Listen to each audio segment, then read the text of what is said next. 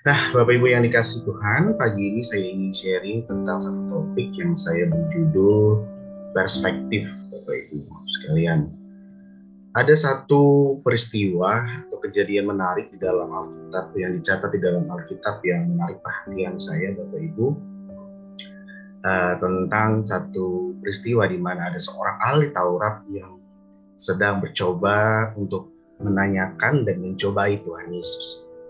Dalam Lukas pasal yang ke-10, ayat yang ke-25 sampai ayat yang ke-28, 25 dan 26, firman Tuhan bilang begini, pada suatu kali berdirilah seorang ahli Taurat untuk mencoba Yesus. Katanya, Guru, apa yang harus kuperbuat untuk memperoleh hidup yang kekal?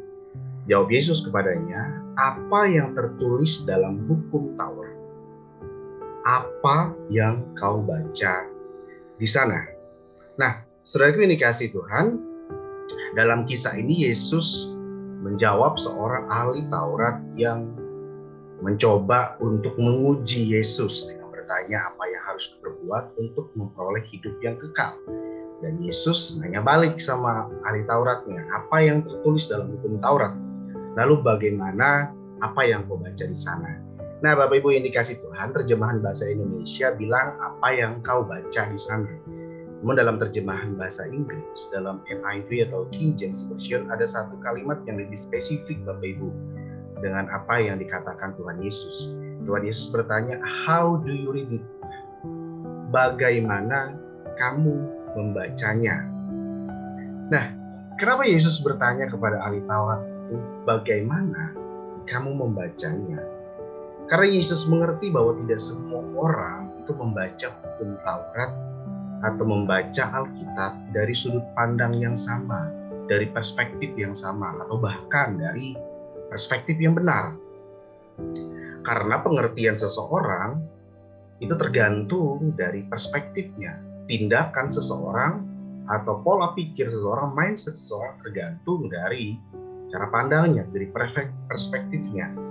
Karena ada orang yang membaca firman, Bapak Ibu, ada orang yang membaca firman karena memang dia butuh disegarkan.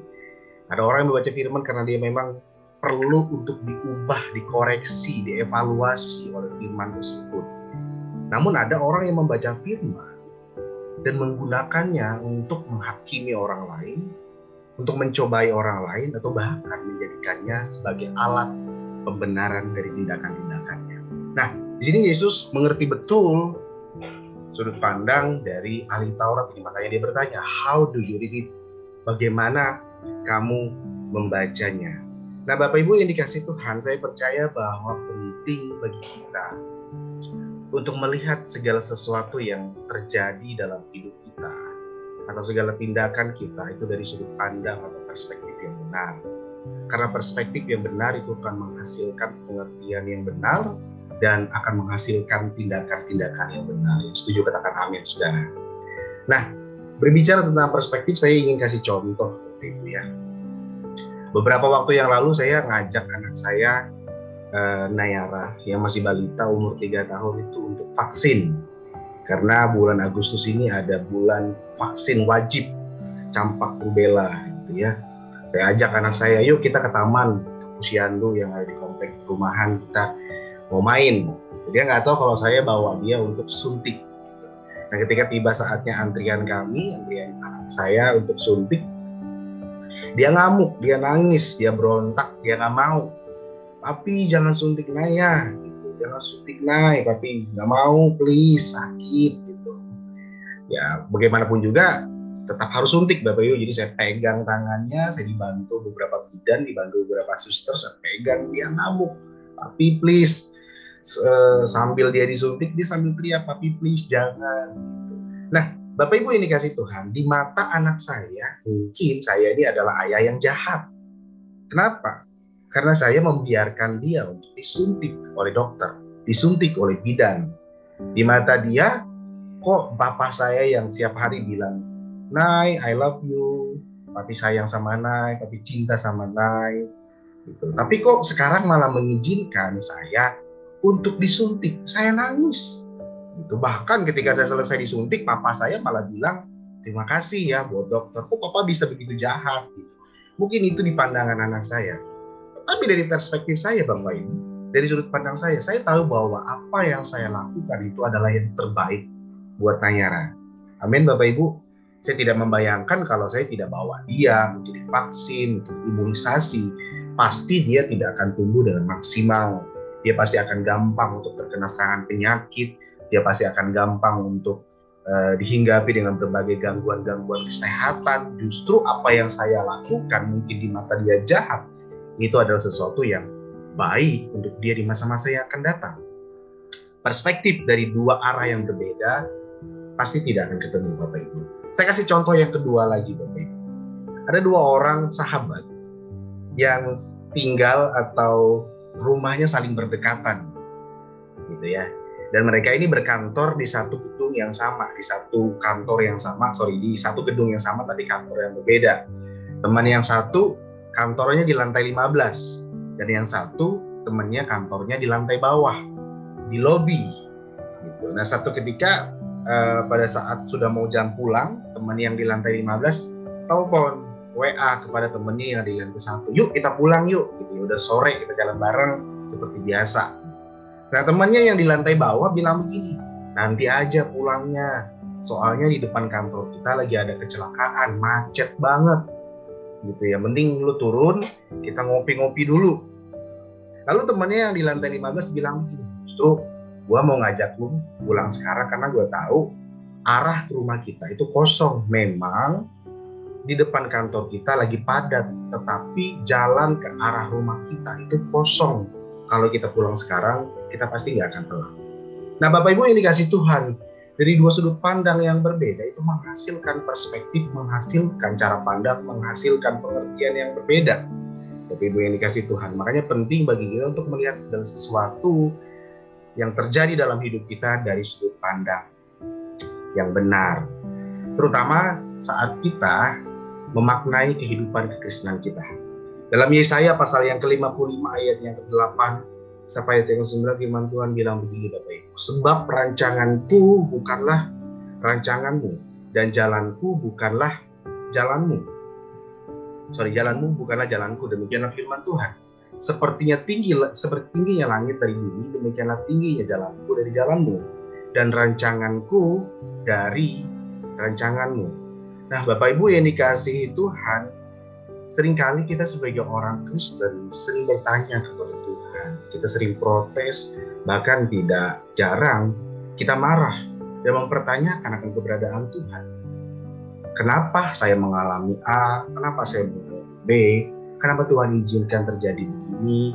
Kenapa kok saya sudah berusaha sebaik mungkin? Kenapa saya sudah berdoa rajin untuk mengikuti berbagai kegiatan di gereja? Saya dedikasikan hidup saya kepada Tuhan. Tapi kok Tuhan izinkan terjadi berbagai hal menimpa kehidupan saya? Seringkali kita bertanya seperti itu, Bapak. Tapi sadarkah kita bahwa apa yang kita alami dan apa yang kita mengerti itu adalah dari sudut pandangnya kita. Kita tidak tahu bahwa ending dari segala sesuatu Tuhan sudah siapkan bagi kita. Amin Bapak Ibu. Makanya dalam firman Tuhan ini bilang bahwa rancangan Tuhan bukanlah rancangan kita. Kita tahu bahwa Tuhan kita itu adalah Alfa dan Omega. Dia adalah awal dan dia adalah akhir. Dan dia juga adalah segala sesuatu di atas dari segala sesuatu. Dia di atas dari awal segala sesuatu dan dia di atas dari akhir segala sesuatu. Tuhan melihat dari sudut pandang yang lebih luas. Tuhan melihat dari sudut pandang dari atas, sedangkan kita melihat itu dari bawah. Makanya kita sering mempertanyakan dan sering protes atas apa yang sedang terjadi dalam kehidupan kita. Nah, Bapak Ibu yang dikasih Tuhan, sharing firman Tuhan pagi hari saya ingin mengajak kita sama-sama kita memiliki cara pandang yang benar, perspektif yang benar. Nah, kita beruntung Bapak Ibu yang dikasih Tuhan bahwa kehidupan kekristenan itu berbicara tentang privilege. Tuhan itu memberi kita kesempatan atau privilege, hak istimewa untuk bisa melihat dari cara pandangnya dia. Nah, bagaimana bisa? Nah, kita bisa meminjam atau memakai sudut pandang Tuhan dari atas itu dengan memakai iman, Bapak Ibu yang dikasih Tuhan. Kita bisa melihat sudut pandangnya Tuhan, kita bisa melihat cara pandangnya Tuhan itu dengan memakai iman. Itulah yang menjadi privilege atau hak istimewa kita sebagai orang-orang Kristen. Kalau kita memiliki iman, kita pasti akan memiliki sudut pandang yang benar dalam segala sesuatu yang terjadi dalam kehidupan kita. Nah, saya melihat Bapak Ibu bahwa iman itu dibangun melalui pengenalan. Dan pengenalan yang akan kita dapatkan itu bisa kita temui atau bisa kita dapatkan melalui perjalanan kehidupan kita. Nah, makanya nggak heran Bapak Ibu bahwa Tuhan itu sering membawa kita dalam sebuah perjalanan. Supaya apa? Supaya membawa kita kepada pengenalan yang lebih dalam akan Dia. Nah, kadang-kadang perjalanan yang Tuhan beri, atau perjalanan yang Tuhan izinkan terjadi dalam kehidupan kita itu begitu banyak rintangan, kita mengalami tantangan, kita mengalami banyak masalah, kita mengalami banyak hal-hal yang mungkin membuat kita merasa bahwa kok Tuhan buat begini dalam kehidupan saya. Tapi kita harus mengerti dan harus sadar bahwa itu adalah perjalanan yang Tuhan izinkan, Tuhan beri kepada kita untuk membangun pengenalan kita kepada Dia. Nah, pengenalan yang dalam akan Tuhan itu membuat kita memiliki iman yang mampu melihat segala sesuatu dengan sudut pandang yang benar. Tentu Bapak Ibu pernah atau sering menjumpai orang-orang yang hidupnya itu positive thinking sekali Bapak Ibu ya. Dia ngalami masalah, dia mungkin kehilangan orang-orang yang dikasihi dia mungkin ngalamin kebangkrutan dalam usahanya, tapi dia kok masih tetap sukacita, dia masih tetap positive thinking, dia masih bisa tetap tebar damai sejahtera, padahal dia mengalami struggle yang begitu luar biasa Bapak Ibu. Nah, orang-orang dengan kualitas seperti ini adalah orang-orang yang mampu melihat segala sesuatu dari sudut pandang yang lebih luas. Nah, penting bagi kita sebagai orang-orang percaya juga untuk memiliki hal tersebut, untuk belajar memiliki hal-hal tersebut. Makanya bagi kita orang percaya penting untuk membangun pengenalan kita akan Tuhan.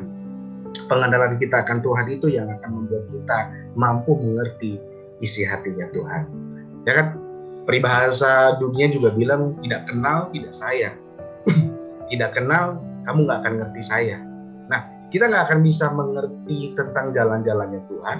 Kita nggak akan bisa mengerti sudut pandangnya Tuhan. Kita nggak akan bisa memakai perspektifnya Allah kalau kita tidak mengenal Dia secara pribadi. Makanya penting bagi kita setiap anak-anak Tuhan bukan hanya menjalankan kehidupan atau rutinitas agamawi yang itu-itu aja. Makanya kekristenan itu bukan berbicara tentang religi, bukan berbicara tentang keagamaan, tapi berbicara tentang relasi, berbicara tentang hubungan. Dan hubungan itu dibangun melalui pengenalan kita Bapak Ibu. Nah, makanya kita bersyukur di gereja lokal kita penting bagi kita untuk membangun kehidupan doa. Ada media-media atau ada hal-hal yang disediakan oleh gereja lokal kita, melalui doa pagi, doa malam, konser doa, ibadah-ibadah raya, ibadah-ibadah kategorial. Itu adalah salah satu bentuk atau salah satu media yang Tuhan taruh dalam hidup kita. Kita tuh membangun pengenalan. Tentunya dengan saat-saat teduh kita di rumah, dengan mesbah doa kita di rumah, dengan waktu-waktu berdoa kita bersama dengan keluarga kita membangun pengenalan kita akan Tuhan.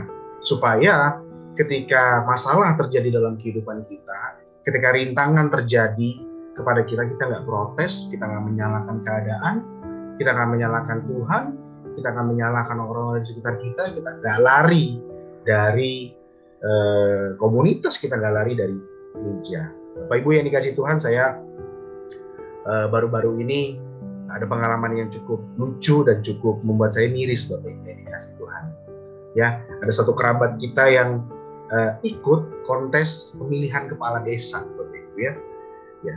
Dia ikut kontes pemilihan kepala desa dan tidak terpilih. Akhirnya dia marah sama jemaat, dia keluar dari gereja karena jemaat nggak pilih dia. Nah, kalau begini kan sudut pandangnya udah salah, perspektifnya udah salah. Dia ikut kontes untuk memuaskan keinginannya, dan ketika dia nggak mencapai, dia menyalahkan keadaan, dia menyalahkan orang-orang di sekitarnya, dia nggak tahu ada cara pandang yang lebih luas, ada perspektif, ada rencana Tuhan yang mungkin lebih besar dari yang dia duga. Nah, mari Bapak Ibu yang dikasih Tuhan, pagi hari ini saya mengajak kita semua untuk kita membangun perspektif yang benar. Sekali lagi, pengertian kita, tindakan kita selanjutnya itu bergantung dari bagaimana kita memandang segala sesuatu, bagaimana kita membangun perspektif kita. Mari kita punyai perspektifnya Allah, mari kita punyai cara pandangnya Tuhan, supaya kita bisa beruntung kemanapun kita melangkah. Saya berdoa apa yang saya sampaikan ini bisa menginspirasi, jadi berkat. Sharing renungan singkat pagi hari ini, Bapak Ibu. Saya serahkan kembali kepada Ibu Pur. Tuhan Yesus memberkati kita semua. Amin.